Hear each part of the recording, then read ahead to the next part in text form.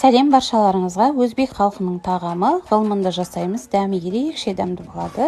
Ол үшін ең алдымен қамырын дайындап аламыз. Салқын суға тұз, ұн салып, жұмсақ қамыр илеп, 10-15 минутқа бетін пакетпен жауып қойып қоямыз. Креміне алдын ала сүтті қайнатып аласыздар.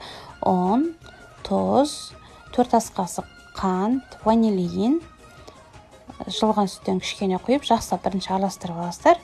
Сосын қайнаған сүтті құйып, орташа отта кремімізді дайындап аламыз. Сонымен креміміз дайын. Алдын ала дайын болған қамырымызды осылай қолыммен үзіп шықтым. Домалақтап аласыздар. Домалақтап алғаннан кейін жұқа етіп жайып шығамыз. Жайғанда да өте жұқа жайыңыздар, сонда дәмді шығады. Ғылмындыларыңыз алдын ала қызып тұрған тапада осылай қызартып, алдын-артын пісіріп аласыздар. Арасына осылай сұйық май жағып отыруды ұмытпаңыздар. Үст-үстіне қойып пісіріп аламыз. Қорықпаңыздар, жабыспайды. Бетін пакетпен жауып қойып қоясыздар.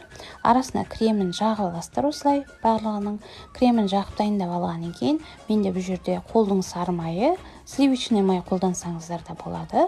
Осылай қолдың сары майын сковородкада алдын ала ертіп аласыздар. Сөйтіп ғылмындыларымызды ойнатып шығамыз. Сонымен ғылмындыларымыз дайын болды. Ас болсын. Рецепт ұнап, видео ұнап жатса, лайк басып, комментарий жазып, парақшама тіркеліп кетіңіздер.